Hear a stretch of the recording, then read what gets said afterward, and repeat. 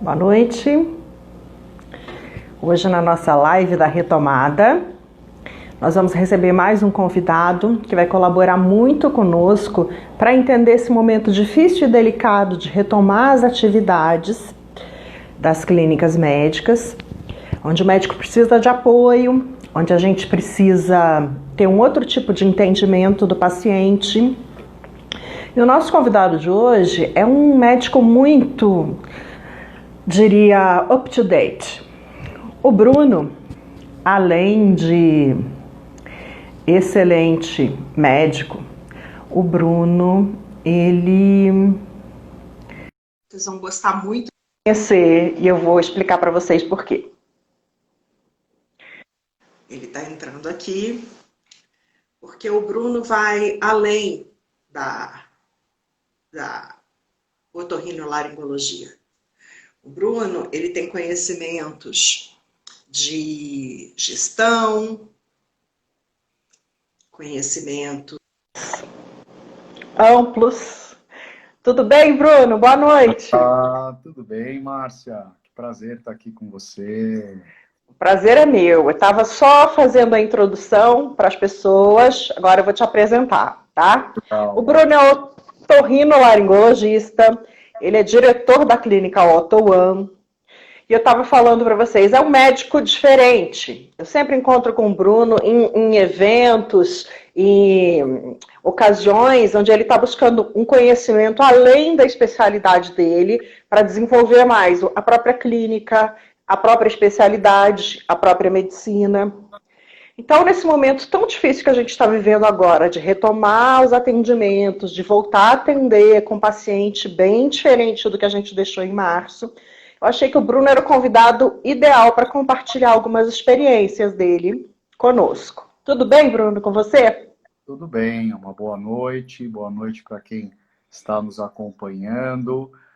Espero poder contribuir aí com alguns insights, pensando junto aí nessa retomada, que é um desafio grande para todo mundo, né? É verdade, Bruno. Eu queria que você começasse dizendo primeiro do seu lado pessoal, Bruno. Como é que foi sua quarentena? Como é que você se sentiu desde o comecinho do isolamento social? Bom, no começo eu estava completamente perdido, né? Eu pensei, eu consegui mentalizar depois de uma semana, 10 dias, que o correto era a gente olhar para dentro, pensar o que podia melhorar, né? Nesse período que nós não estávamos atendendo, o que era possível melhorar em todos os processos, no plano de negócio. Demorei um pouco para perceber isso. Nos primeiros dias, inclusive, eu não consegui pensar em nada. Eu fiquei assistindo aula para tentar aproveitar o tempo para uma atualização, né, médico-científica. Logo no começo também, eu percebi que a gente iria poder utilizar a telemedicina, já antes de sair as portarias autorizando, pela situação de emergência, isso criava uma possibilidade de uso da telemedicina. Então, eu também comecei a estudar bastante sobre telemedicina. E depois eu percebi, não, realmente, eu tenho que olhar para dentro, me organizar, né, ver quais são os pontos negativos do meu plano de negócios, quais são as minhas fraquezas, para aproveitar isso para crescer, né? E depois eu e minha esposa acabamos pegando o Covid, né?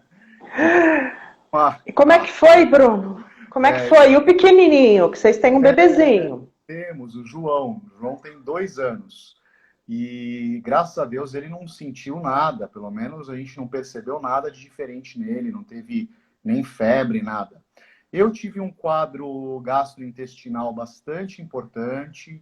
Tive bastante diarreia, tontura, cólica. E a minha esposa teve tosse, febre, teve dor no corpo, né? E o curioso é que todos os exames dela deram super positivos. E os meus, inclusive a sorologia que a gente faz depois, né? Foram todos negativos. Então, você vê que esse vírus desafia aí os nossos... O conhecimento. Os nossos conhecimentos, o nosso entendimento, porque são coisas que não dá para entender muito bem, né? Eu fiz vários exames, todos negativos, enquanto todos os dela estavam positivos. E nós dois sintomáticos na mesma época, né? Mas, bom, foi muito bom também, falando do lado pessoal, ficar com meu filho, né? Porque a gente tirou ele da escola, fizemos uma negociação, até como a gente não estava tendo entrada de receita, a gente teve que fazer os cortes nos custos também. Então, o lado positivo foi essa experiência de passar vários dias junto do meu filho, que numa rotina normal a gente não conseguiria ter essa proximidade, né? Isso foi muito bom. Então vamos recapitular, Bruno. No começo, né, como todo mundo, você ficou um pouco atordoado, mergulhou nos estudos, mas aí pegou a Covid, infelizmente teve que parar o seu atendimento, né? Depois retomou, ficou forte, recuperou a saúde, né? A sua voz está normal, sua aparência está boa. Já passou tudo. Que bom.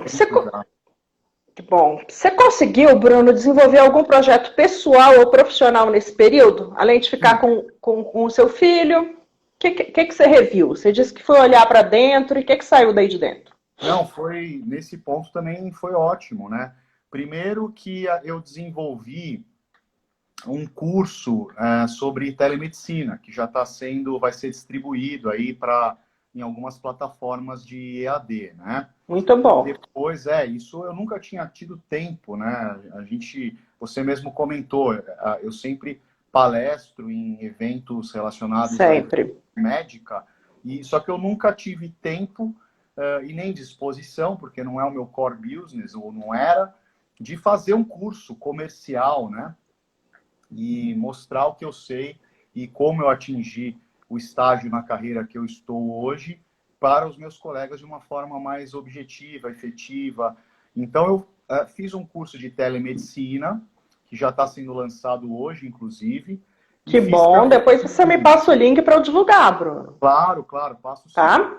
E está sendo divulgado em 2 plataformas, no iClinic e está sendo divulgado também no EAD Plus. Eu vou passar para vocês depois. Quero que você me passe, que eu vou deixar registrado num post recomendando. Ótimo.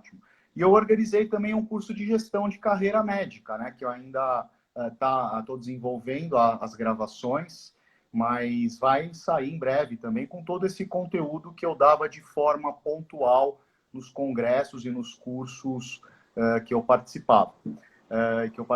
né? Então, isso foi um projeto bem legal. Fora que eu revi meu site, eu aprendi, Márcia, a mexer no site. Meu site... fantástico. O Wix, que é mais fácil de mexer que a WordPress, né? Algumas pessoas não gostarem, falam que os mecanismos de busca no Google não são tão bons. Por outro lado, é um site mais fácil de mexer. Então... E é um site que permite a liberdade do médico que é criador de conteúdo, não são todos, mas você de ter essa liberdade, essa coisa imediata, produzir, publicar, divulgar. Isso. Nossa, super fácil mexer, aprendi a mexer no blog, que eu não sabia. É muito intuitivo, não é? Muito intuitivo. Muito intuitivo. Valeu a pena. A gente achou um monte de erro no site, nosso site é grande. Nosso site tem 90 páginas, para você ter uma ideia. Precisa revisar, precisa atualizar. Sim, e a gente achou um monte de erro que a gente nunca teve tempo para olhar. Então, isso é o olhar para dentro, né? Então, publicamos no blog, fiz outras páginas do site, melhorei o SEO. Que bom! Melhorei as campanhas, eu tive que dispensar, né? Eu tinha um colega, uma empresa que fazia a minha gestão de anúncios no Google, né? E eu dispensei, por causa que a gente não estava tendo receita nenhuma, e aí eu voltei a aprender a fazer anúncios de campanha no Google, né? E que já gerou resultado. A gente já percebeu o aumento das ligações agora, depois que eu mexi nas campanhas, entendeu? Então, valeu a pena. Bruno, eu tô para ver alguém mais produtivo do que você nessa quarentena. Eu acho que você vai ganhar um título, Bruno. Porque, nossa, é fantástico. Superou a adversidade, E ainda aprimorou a própria comunicação e criou 2 cursos para ajudar os médicos, né? É muito fantástico. Foi bom. Valeu, aplaudo. Compensação, o salário, ó. Não, o prestador de serviço, nesse mesmo setor eu me encaixo, tem sofrido bastante. Mas assim como você, eu procurei fazer a reinvenção. Eu não sei se é um novo normal, mas é uma reinvenção. Então, o meu curso, que era, né, presencial, de treinamento do staff, das secretárias, também está saindo online, virou uma versão online. Legal. E outras coisas que a gente orienta, que a gente fala para os médicos, né? Também vai virar online. Então, na verdade, é assim, a gente ganhou com isso. Eu me senti também um pouco, né, insegura como você no começo, mas eu acho que eu ganhei. Agora me diz uma coisa, você já voltou a atender presencialmente? Já. A gente atendeu muita teleconsulta, muita assim, né? Relativamente, né? Atendemos em torno de 70 a 80 teleconsultas durante a pandemia. Esse é o número porque a gente só trabalha com pacientes particulares, então não é volume, né? E agora, presencialmente, no consultório, a gente voltou a atender há 2 ou 3 semanas, 1 ou 2 dias, fazem 3 semanas, e 1 ou 2 dias por semana. Então, a gente está tomando todos os cuidados possíveis, né? Deixa a clínica toda aberta, todas as janelas abertas. A gente pede para um paciente subir por vez no consultório, de preferência sem acompanhante, né? Então, muito importante. Sim, não tem cruzamento de pacientes nem na sala de espera do consultório. A gente explica para o paciente, olha, nós vamos pedir para você esperar aí embaixo, para você não encontrar outro paciente, né? Todo mundo de máscara, todo mundo que entra no consultório tem que passar álcool gel, né? A gente está usando máscaras especiais também, face shield para examinar o paciente. A otorrino a gente tem que chegar muito perto para examinar. Da face, né? E são cavidades. Como são cavidades, a gente tem que chegar bem perto. Então, estamos com face shield, né? Então, tudo isso aumenta a segurança para todo mundo, para nós e para os pacientes, principalmente, né? Concordo. Cada vez mais os pacientes vão olhar esses itens, na verdade, para optar pelo presencial. Então, eu queria te fazer a seguinte pergunta. O que você achou, né? Se você dá até aula de telemedicina, mas eu sempre pergunto isso. Porque eu encontrei muita resistência na adoção da telemedicina em algumas especialidades e em algumas faixas etárias. Mas eu quero que você conte um pouco. Como é que foi essa experiência para você? Você está mantendo a qualidade da sua consulta, a afetividade com o paciente, o relacionamento está bom? Como é que está sendo a teleconsulta para o Bruno? Olha, como eu estudei bastante o tema e me preparei, né, para exercer esse método de atendimento, tem sido uma experiência muito positiva, né? Primeiro que a telemedicina, ela não precisa se esgotar no ato do primeiro atendimento, o que muitos médicos pensam que eu tenho que resolver o paciente no primeiro atendimento por telemedicina. Não é assim. Não. Você faz a primeira consulta, conhece todo o caso, examina o que der para examinar, porque não é que não dá para examinar. Dá para examinar, mas não dá para fazer o exame físico completo, né? Principalmente a parte de ectoscopia. Se você puder já receitar um tratamento definitivo para o paciente, ótimo. Se você não puder receitar um tratamento definitivo, você, lógico, vai dar todas as suas orientações, vai solicitar exames complementares e você vai fazer uma nova consulta. Ou outro caminho ainda é você falar para o paciente, olha, eu não consigo resolver o seu problema agora por teleatendimento, então eu preciso que você vá à minha clínica fazer um atendimento complementar essencial, entendeu? Então, eu acho que muitos colegas têm uma resistência grande com o método porque não conseguiram pensar na jornada do paciente como um todo, entendeu? Isso. Se você pensar nessa jornada como um todo e entender que você tem várias possibilidades de caminho, de desfecho, e que você não tem que ser totalmente resolutivo obrigatoriamente numa primeira consulta, você vê que é um método que dá para ajudar muita gente. Não dá para ajudar todo mundo, mas dá para ajudar muita gente. Uma outra coisa que a gente tem que ter em mente, Márcia, é que a maioria dos nossos pacientes são pacientes com problemas de baixo grau de complexidade. A minoria dos pacientes são pacientes graves, né, com doenças super diferentes, como é a vida no consultório. O nosso consultório são pacientes também com baixo grau de complexidade, na maioria das vezes. E é para esses pacientes que a teleconsulta ajuda muito. Pacientes graves ou com doenças complexas, aí não. Aí você simplesmente fala para o paciente, olha, eu preciso que você vá ao meu consultório para te examinar presencialmente.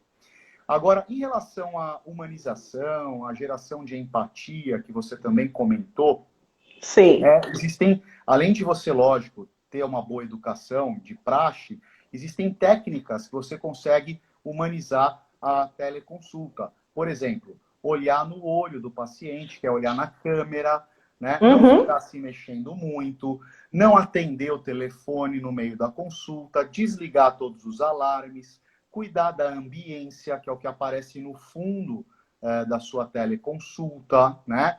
Deixar o paciente falar, né? Então, usar termos adequados, uma linguagem clara, ter uma boa dicção. Existem vários pontos que você consegue aumentar essa humanização na teleconsulta. E com certeza, hoje, por exemplo, eu passei numa médica, eu como paciente, passei numa médica que foi ótima a teleconsulta. Eu fiquei esperando, ela atrasou 15 minutos. Esse tempo que ela atrasou, eu estava sentado no meu sofá, descansando. Entendeu? De meia. Fazendo suas coisas, né? Exatamente. Com direito à escolha. Eu quero ser teleatendido. Sim, você quer mais humanização do que eu ficar esperando no sofá, sem sapato, descansando? Você entendeu? Então, só faltava o bebê tá do lado e o cachorro do outro. Não, um de cada lado. O bebê estava do lado. Olha lá. Que bom. Olha lá. Entendeu? Então, assim, tem pontos diferentes, mas não é que a gente não consegue humanizar o atendimento. Consegue sim. E existem técnicas para ajudar isso, né? Eu também acho. Eu acho que esse é um desafio para o médico que é colocado hoje, nos dias de hoje, e o médico tem que vencer esse desafio. Vencer a barreira do preconceito, vencer a barreira da qualidade de atendimento inferior, porque isso não corresponde à realidade. Sim. Eu tenho colocado muito fortemente para quem é o acessório, Bruno, que é o mesmo cara que está estudando EAD, que está fazendo compra online, que também tem o direito de optar se ele quer ser teleatendido. Sim, né? Claro. O consumidor é um só hoje, na verdade.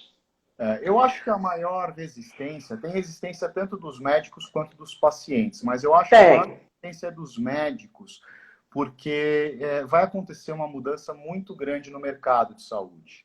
E os médicos que não tiverem organizados, né, pensando em desenvolvimento de carreira, desenvolvendo pilares sólidos, sustentáveis, realmente vão sofrer, como sempre sofreram. Né? Então, a gestão de carreira cada vez vai ficar mais importante. Além da telemedicina, a gente tem a grande concorrência, né, de todos os formandos, novas faculdades. Né? O número de médicos vai dobrar no Brasil em espaço de 5 a 10 anos. Então, o mercado vai mudar muito. E os médicos estão receosos disso. Né? Sim, Bruno. Eu queria te perguntar, você tem contato com médicos otorrinos da mesma especialidade que você na Europa, nos Estados Unidos? Conversa com esses colegas? Está perguntando como é que está sendo lá? Tem alguma experiência para contar? A gente tem assistido também a lives internacionais, né? E justamente perguntando, muitas vezes, o tema da live é isso, né? Como atender nos tempos de Covid, como é que está sendo. E as pessoas estão adotando medidas muito semelhantes com as que a gente está fazendo aqui. O que acontece é que eles já estão numa outra fase, podemos dizer assim, da curva de epidêmica, né? Da curva epidêmica. Então, por exemplo, eles já estão operando muito mais do que a gente, já tem serviço nos Estados Unidos que retomou a atividade normal, serviços na Europa que já está tudo normal. Agora, lógico, com todos os cuidados, né? Com toda a paramentação adequada, com uma ventilação maior das salas, mais cuidado com o ar-condicionado. Então, é isso, é o nosso famoso novo normal, né? Mas nos países que a curva já está declinando mais aqui no Brasil, eles já estão atendendo muito mais. Né? Que bom, Bruno. Que bom. E eu acho que aos poucos a gente vai também retomar esse atendimento. A gente vai voltar com o volume, que tem uma demanda reprimida aí, né? De saúde grande. Eu queria te perguntar, dentro da Otorrino, quais foram as principais queixas que você recebeu dos seus pacientes, do seu público em relação ao isolamento? Quais foram as queixas? Que tipo de manifestação eles tiveram? Olha, o que eu percebi, um aumento significativo, primeiro, foi a hiposmia. A hiposmia é a falta de cheiros, a falta da percepção de cheiros, né? E isso pode acontecer em até 85% dos pacientes que têm a Covid-19. Então, isso aumentou muito, né? A gente teve diversas aulas, palestras, fizemos diversos estudos para conseguir assessorar esses pacientes. Uma outra coisa que aumentou bastante também foram as queixas de rinite crônica. Por quê? Os pacientes ficam dentro de casa e vão querer fazer faxina. Limpar. Vão limpar o tapete, limpar os livros, e aí ataca a rinite. Uma outra coisa que a gente percebeu aumento também foram nas queixas de zumbido. E por que nas queixas de zumbido? Todo esse clima de quarentena aumenta a ansiedade dos pacientes. Muito. Existe uma relação muito clara entre zumbido e ansiedade, né? Então, para todos os pacientes que a gente perguntava, você está mais ansioso? E era praticamente unânime, falando, poxa, com a quarentena eu fiquei mais ansioso, entendeu? Todos nós. Todos nós. Então, piora o zumbido consequentemente. Então, acho que esses 3 sintomas... Interessante. Hiposmia, rinite e zumbido foi o que eu mais percebi aumento aí na nossa prática diária. Muito bom. Cada especialidade tem a sua peculiaridade, né? Eu converso com os dermatos, a acne que está dando embaixo da máscara de algumas pessoas, muito estresse, queda de cabelo, né? Mas as suas são bastante interessantes, porque todas se relacionam também com o estado mental, né, do paciente. Sim. Eu queria te perguntar, Bruno, você tem sentido as pessoas com medo do atendimento presencial ainda? O que você tem feito? Que argumento que você tem usado para convencer da importância da consulta presencial? Porque hoje a gente tem que conviver com esses 2 patamares. A sua clínica é online e offline. As duas estão ali, né? Na verdade, assim, tem pessoas que marcam direto a presencial. Aí, essas que marcam direto nem estão com medo, ou estão com pouco medo. Tem as pessoas que marcam online e que precisam depois de uma consulta complementar presencial, que já é mais rápida, porque eu já fiz toda a anamnese pela telemedicina, né? Então, até nisso a telemedicina ajuda. Né? Se a pessoa está com medo de ir presencial, se adianta, faz uma boa parte dessa interação médico-paciente pela teleconsulta, e aí todo mundo fica menos exposto a riscos no consultório, porque fica tudo uma visita muito mais rápida presencial, né? Então, isso é uma forma que a gente está usando. E os hospitais, né, que nós voltamos a operar também, até por causa dessa demanda reprimida, tinham vários pacientes que estavam com a cirurgia agendada para o período da quarentena que teve que ser suspensos, né? Então, os hospitais estão adotando diversos protocolos de segurança também, né? Então, entradas por locais diferentes, enfermarias diferentes para quem tem Covid confirmado, que é suspeito de Covid, mas sem sintomas. Tem redes que tem até unidades diferentes, né? Sim, é verdade. E é obrigatório fazer um exame PCR para Covid 2 dias antes da cirurgia, né? E toda a sala tem uma paramentação mais adequada do que antes, né? Então, máscaras melhores, então tudo está preparado para aumento também da segurança, né? E até agora, graças a Deus, os casos que nós já operamos também, atendemos presencialmente, nós não tivemos nenhum tipo de complicação e nem soubemos de nenhuma infecção por Covid durante a interação médico-paciente, né? Então, isso Não, que bom. vai nos dando mais segurança ainda, cada vez mais, né? Para retomar. E você já retomou as cirurgias, tanto as de pequeno porte quanto as de grande porte, ou não tem diferença? Sim, na verdade, na nossa especialidade, a maioria das cirurgias não são de grande porte, né? São pequeno, pelo menos na parte que eu faço de otorrino, são a grande maioria de pequeno porte e uma outra de médio porte, podemos dizer assim, né? Então, nós retomamos, a gente só trabalha nos melhores hospitais, então, no Sírio-Libanês, no 9 de Julho, no Einstein, no Oswaldo Cruz, e todos esses hospitais têm protocolos de segurança muito bem organizados, né? Tem processos muito bem estabelecidos que ajudam a gente a lidar com essa situação. Não, que bom. Que bom, né? O paciente pode retomar a consulta e pode ir adiante, pode fazer a sua cirurgia num clima de tranquilidade, de normalidade, né? Porque nós estamos funcionando e a nossa área hospitalar funciona bem, né? Sim. Funciona bem. Eu queria te perguntar uma coisa, Bruno. Com todas essas pesquisas, né? A gente está sofrendo de um excesso de informação, né? É verdade. Todas as pesquisas que estão sendo produzidas na sua área especificamente, como é que você acha que vai ajudar a desenvolver a sua especialidade?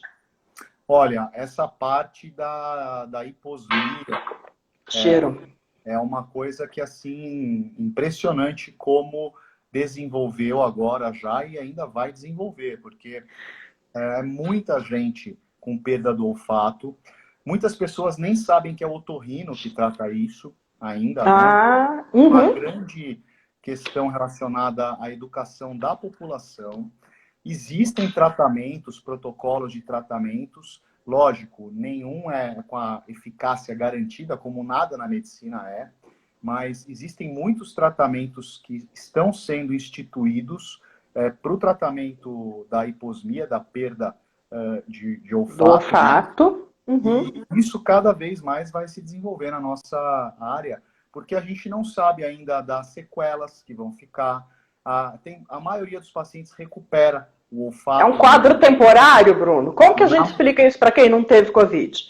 É um dos sintomas que algumas pessoas têm, e aí é um quadro temporário, revertido sozinho. Como é que a gente pode aclarar isso para as pessoas? Isso. Então, a hiposmia ou a anosmia é a diminuição ou perda da percepção dos cheiros e dos odores.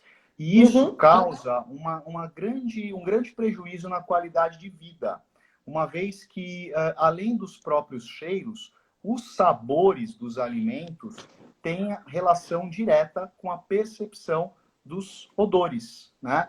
Então, por exemplo, se você está com um quadro de anosmia, que é ausência da percepção dos cheiros, que é muito comum estar relacionado agora com a Covid, o paciente não consegue sentir o gosto de nada. Nada. Tanto faz comer uma salada ou comer um bife, o paciente sente a mesma coisa, entendeu? Ele sente mais a textura, né? Mas gostos e cheiros é zero. Então, isso esses sentidos são sentidos que causam prazeres para nós, né? Trazem brilho para a nossa vida. Então, ficar sem esses sentidos é muito ruim mesmo. E, na maioria das vezes, esse quadro é transitório, mas pode demorar meses para se resolver. E nós estabelecemos alguns tratamentos que ainda também estão sendo pesquisados, mas que podem sim ajudar o paciente a recuperar um pouco mais rápido, né? Eu digo os otorrinolaringologistas. Né? Todos os estudiosos da área. Isso. Então, existem a possibilidade de uso de anti-inflamatórios sistêmicos, anti-inflamatórios tópicos, treinamento olfativo, que é o paciente ficar se esforçando para perceber os detalhes dos cheiros, se esforçando para perceber os cheiros durante vários dias. Isso estimula, né, que o nervo olfatório volte a funcionar mais rápido.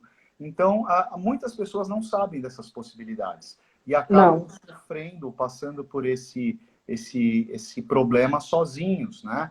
E não precisa. Existem, sim, os médicos otorrinos que são especializados nisso e que podem ajudar, sim. Não, é muito esclarecedor. Eu achava que era assim, a Covid passou e aí os sintomas, né, regrediam e você recuperava a sua capacidade olfativa, gustativa, mas nem sempre. O Nem que esse sempre, vírus tem ensinado pra gente é que nem sempre, né, ele não tem uma regrinha. É um rol de sintomas imenso, né? Sim. E que varia de pessoa para pessoa, e as consequências posteriores também. Eu já vi gente que voltou a falar normalmente, gente que se cansa muito ao falar. Eu estou reparando que você está falando normalmente. Sim, não, eu estou Você tem sem sequela, graças cansaço? a Deus. Nem Que eu, nem minha bom. esposa tivemos os quadros muito leves, né? Apesar de ter sido muito ruim, foi um quadro muito leve. Mas é verdade, existem pacientes que tiveram a Covid e que ainda não recuperaram o sentido do olfato, e isso já faz meses, 3, 4 meses. Então a gente não sabe, né, quando vai recuperar, se vai recuperar, mas a gente pode tentar ajudar, sim. Há tratamento, isso é bastante importante deixar claro. Há tratamento, né? Bruno, e eu queria te perguntar, você tem acompanhado o desenvolvimento das vacinas? Você está esperançoso? Você acha que vai ser um processo rápido, um processo lento? Qual a sua expectativa? Sim, eu estou acompanhando, mais lendo as notícias mais leigas, podemos dizer assim. Não estou acompanhando de perto trabalhos científicos relacionados à vacina, mas pelo que eu vejo, inclusive vi uma notícia hoje falando que a vacina da Universidade de Oxford está Animadora. funcionando, é segura, né? E existem previsões aí de estar liberada para a população agora de agosto até dezembro, né? Então, eu acho que sim, eu estou bastante animado e eu estou bastante confiante, sim. Eu tenho esse pensamento bastante positivo, né? Ah, que bom. E assim, retornar ao que era antes, eu acho que a gente não vai conseguir. Porque eu falo que a epidemia deixa uma marca na pele, deixa uma marca no DNA, deixa uma marca na memória. O paciente ele já se modificou. Então, assim, retornar àquela condição confortável da carreira médica que era antes, eu acho que isso não vai acontecer. Mas a pandemia possibilitou bastante, muito tempo e aprendizado para os médicos, para a gente poder se readaptar e reinventar o próprio negócio, né, Bruno? Você acha que você conseguiu? Você acha que você conseguiu? As medidas que você implantou?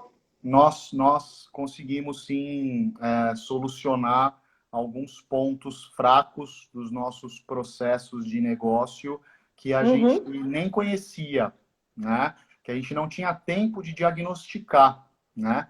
Então, sim, descobrimos várias falhas, né, em processos, e principalmente nos processos online, digitais, e que conseguimos resolver, né? A questão da segurança também, a própria pandemia nos ensinou muita coisa em relação à biossegurança, né? Que também vai ficar, como você disse, veio para ficar.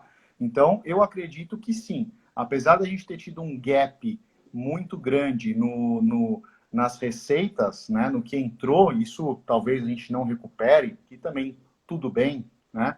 Como a gente já tinha uma carreira relativamente organizada, eu não posso reclamar da minha situação em comparação a muitos outros brasileiros que estão passando por uma situação apertada, né? Foi ruim ter perdido toda essa receita que a gente perdeu? Foi. É uma coisa que para nós vai influenciar para o resto da vida essa receita? Não. A gente vai recuperar essa receita? Essa não, mas vão vir outras Outras. financeiras que vão, a gente vai continuar seguindo a carreira da forma planejada, né? Eu penso muito em planejamento de carreira, tem objetivos, metas bem traçadas.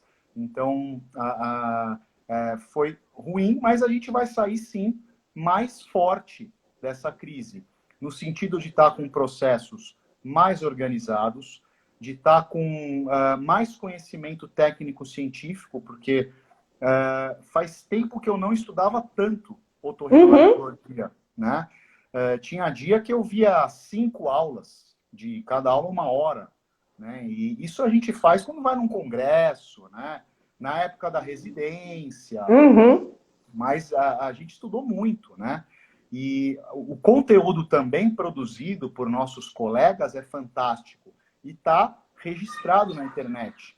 Então, todo mundo teve tempo de produzir esse conteúdo técnico-científico que vai estar lá para um dia, quando você tiver uma dúvida, você ir lá assistir e crescer, né? Então, sim, a gente com certeza está saindo mais forte agora, mais maduro e mais preparado dessa crise, com certeza. Que bom. Sabe quem está te ouvindo aqui? É a arquiteta Ana Paula Pérez, de saúde, que esteve aqui com a gente. Nossa amiga, conversando sobre segurança nas clínicas.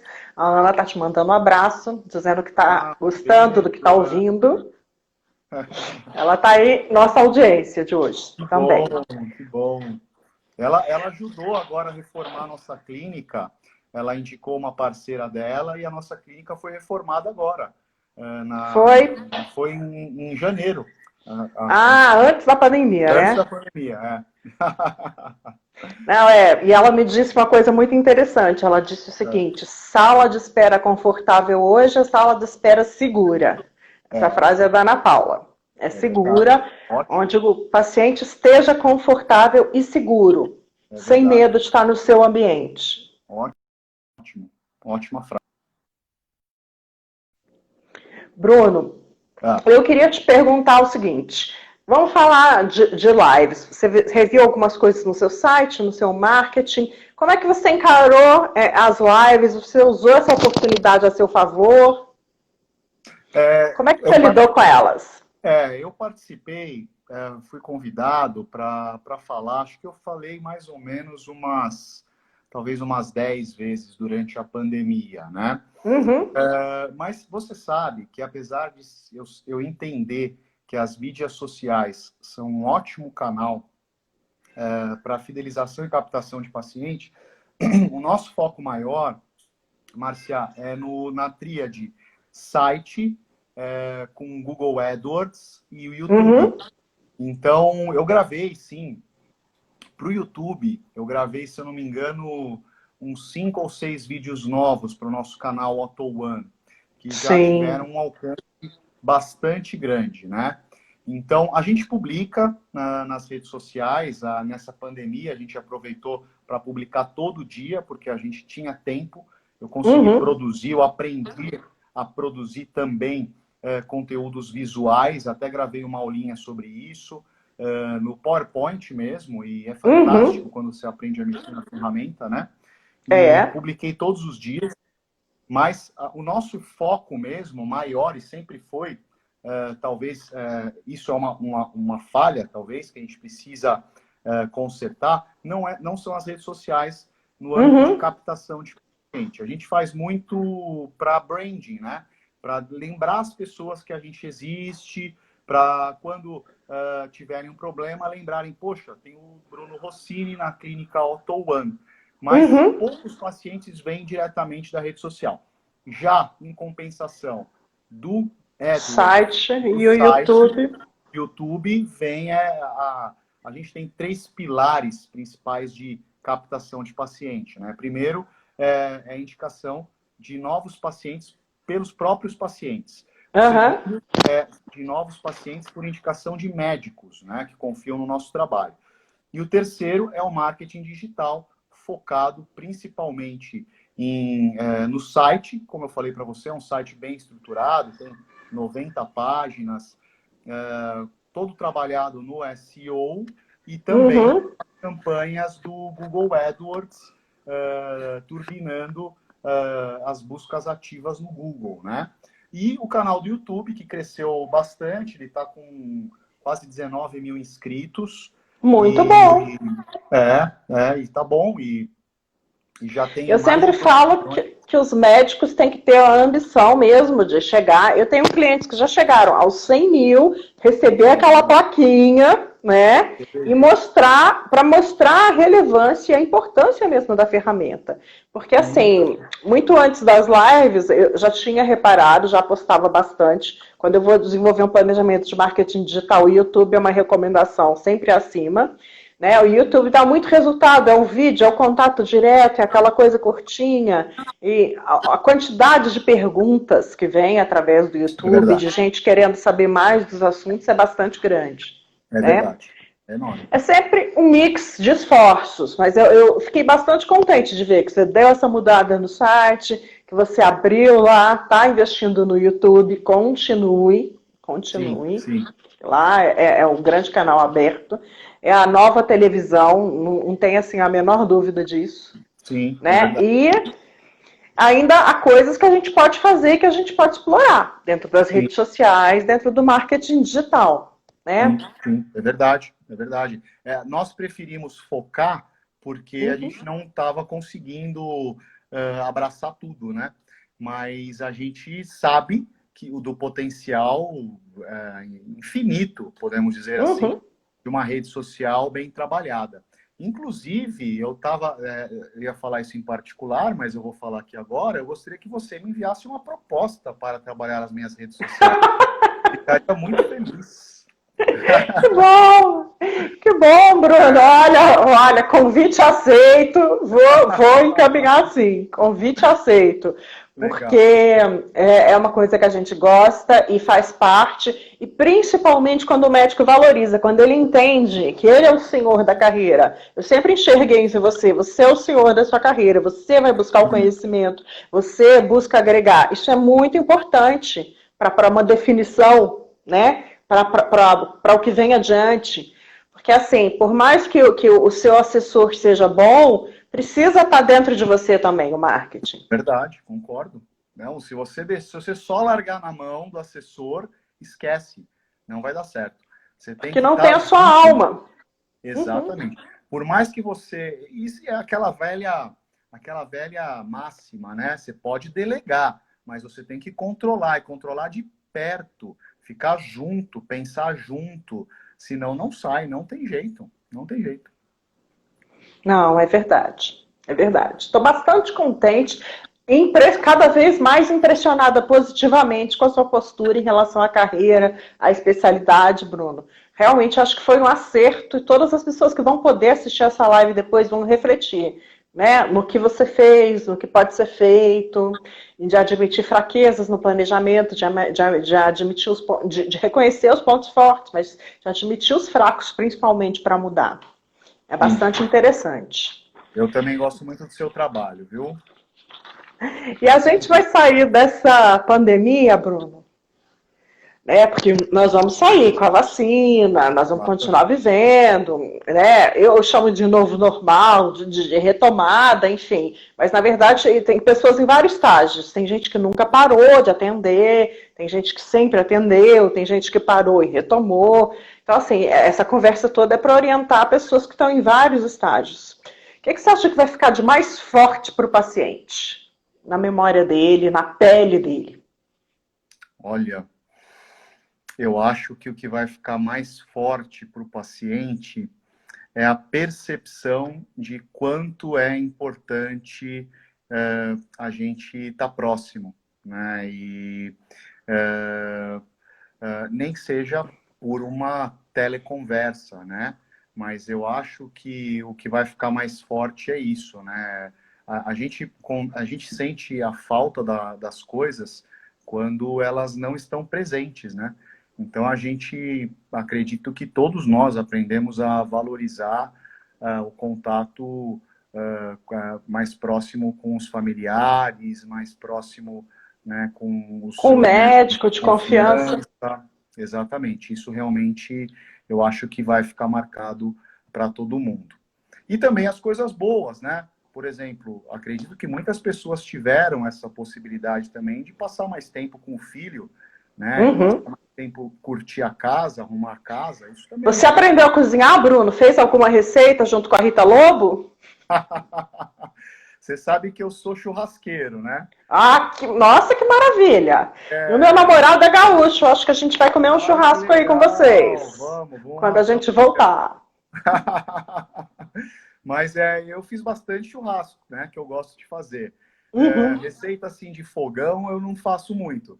Deixo mais para minha esposa. Minha mãe cozinha muito bem, então eu ia lá, não podia chegar perto, mas ela deixava a quentinha para mim. Reservado para o filhinho, claro, sempre filhinho. É...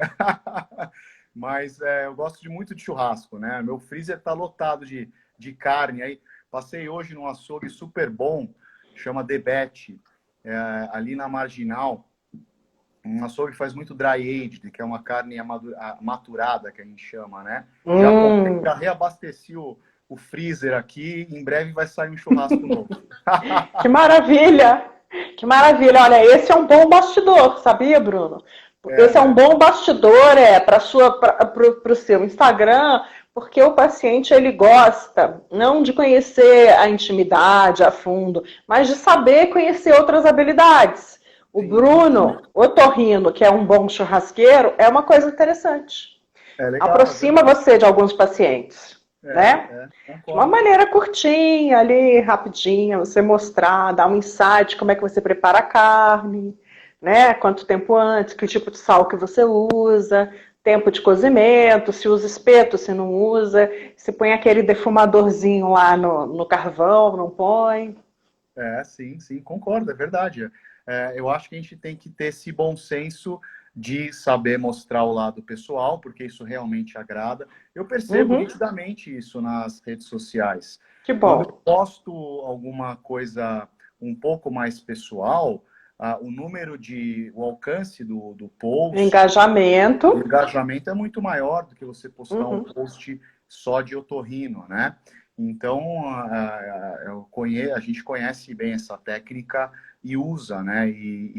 Lógico, com todo o bom senso, né? Você nunca vai colocar uma coisa super que você não queira divulgar também, né? Não, Você não, mostrar o não. seu lado humano para o paciente ajuda, né? Uhum, certeza. Bruno, e dentro do seu curso de telemedicina, eu queria saber quais foram os tópicos que você abordou, o que o médico vai conhecer dentro do seu curso de telemedicina? Olha, na verdade, eu comecei a estudar muito a telemedicina por solicitação de colegas para dar aula, né? Então, Uhum, todas as aulas que tinham na internet disponíveis, livros e e-books, né? Eu tive acesso e consegui estudar a teoria, muitos trabalhos científicos já demonstrando como funciona o método, né? E aí toda a parte legislativa. Então, eu procurei fazer uma síntese de tudo que tinha disponível, uhum, isso de uma forma mais didática possível.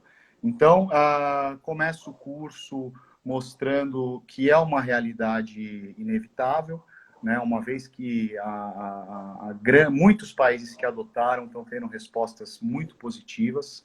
uhum, Depois, eu falo sobre toda a parte de regulamentação, né? Mostro os objetivos da área da saúde, isso você deve estar bem a par, né? Falado sobre o triple aim ou uhum, quádruplo aim, né? A gente tem que melhorar a saúde populacional, melhorar a experiência de cada paciente com o seu cuidado com a saúde, melhorar a experiência do cuidador, melhorar também o custo-efetividade da medicina, né? A gente tem que diminuir os desperdícios, né? Então, todo mundo hoje persegue esses objetivos dentro da gestão, tanto pública quanto privada, na área da saúde. E a telemedicina vem de encontro a isso, né? Não tem como se fazer essa melhor custo-efetividade, com uma melhor experiência para o paciente, uma melhor saúde populacional como um todo, sem adotar as tecnologias de forma responsável. Porque do uhum, jeito que a gente está fazendo, já se viu que a conta não fecha, né? Não. Então, é só a gente ver o estado que está o SUS, né? E que como a gente pode melhorar, né? Por exemplo. Então, além de toda essa parte de mercado, da parte de regulamentação, eu falo sobre dicas práticas, né, de como eu julgo interessante fazer a telemedicina, como humanizar, né, a consulta. Você fala de aparelhos, por exemplo, sempre me perguntam, Márcia, eu compro um ring light, eu compro um spot, eu compro um microfone, você dá também essa assistência para o médico? Sim, Orienta? explico como é a ambiência, a iluminação, né, posicionamento de câmera, né? O ideal é a câmera ficar na altura dos olhos dos interlocutores, né? Muitas vezes o paciente também não sabe que ele tem que olhar para a câmera para a gente conseguir manter um diálogo. Muitas vezes os olhos do paciente ficam perdidos e você pode orientar de uma forma elegante, falar, olha, sugiro que você olhe para a câmera, porque a gente consegue manter um contato visual, né?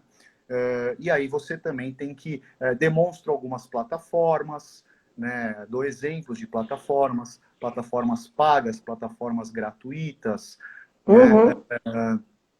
Então são uma série de... E eles têm muita dúvida para mim também em relação à precificação, em relação à consulta presencial, isso é muito comum, e se pode haver publicidade do teleatendimento, né? Sim. Você quer falar? Não, isso todo mundo tem que saber.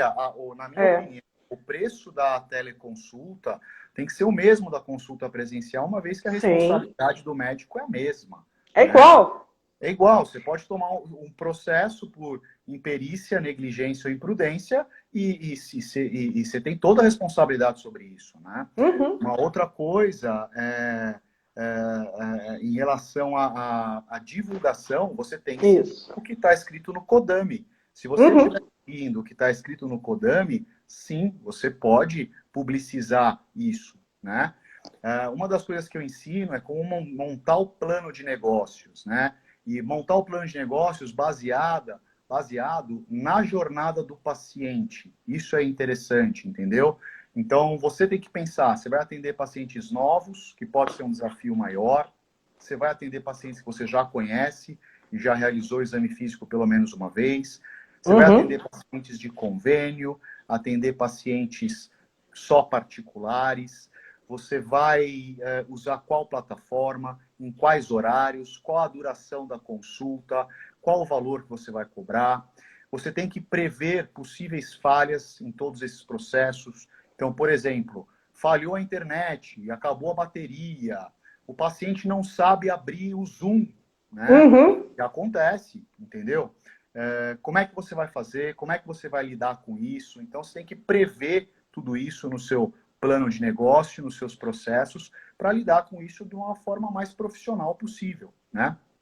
Eu demonstro também no curso diversos trabalhos mostrando a efetividade da teleconsulta, né? Então, vários países já fizeram utilização desse método com resultados muito positivos, né? Então, dessa forma, eu busco clarear na cabeça do colega que é uma metodologia de atendimento que não é para tudo, como a gente conversou, mas conseguimos sim ajudar a resolver muitos casos com isso, né? E os casos que são impossíveis de resolver, só de você ter conversado com o paciente, você já já acalmou o paciente. Claro, você já ajudou, você já deu orientações, você já falou, olha, eu não consigo te ajudar, mas venha no meu consultório. Ou se o paciente tá longe, você fala, olha, eu não consigo te ajudar, mas eu vou buscar um profissional perto na sua área e vou te indicar para esse profissional e ele já vai saber do seu caso, entendeu? Então ele já vai para o profissional encaminhado, referendado, entendeu? E para o profissional correto, né? Não adianta, por exemplo, eu encaminhar um paciente que tem um problema de ouvido crônico para um otorrinolaringologista que não opera ouvido, por exemplo. Então, só de eu referendar adequadamente, ajudar o paciente a buscar o médico correto... A consulta já valeu. Claro, a consulta já valeu. Né? Então, existem várias formas de ajudar o paciente mesmo que você não consiga ser totalmente resolutivo no primeiro teleatendimento. Até porque no atendimento presencial, muitas vezes a gente não é Você também não é. totalmente resolutivo, né? Exatamente. E eu diria que quase na maioria das vezes, né, a gente precisa de um processo, precisa de exames complementares, Exames. precisa de opinião de outros colegas, né, precisa ir para casa estudar o caso do paciente. Então, né, eu acho que é uma metodologia que veio para ficar, não tem como brigar contra ela. Não, também acho. Tem a nova clínica, a clínica digital, e tem que estar a pleno funcionamento.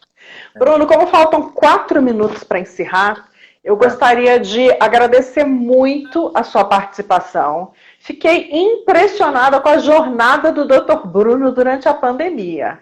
Obrigado. Porque foi, como todo mundo, atordoado, depois se viu doente, depois reagiu, estudou bastante, colocou 2 cursos no ar, está fazendo telemedicina, admitiu que havia falhas nos seus processos e nos seus pontos fracos de negócio, está procurando, buscando aprimorar isso.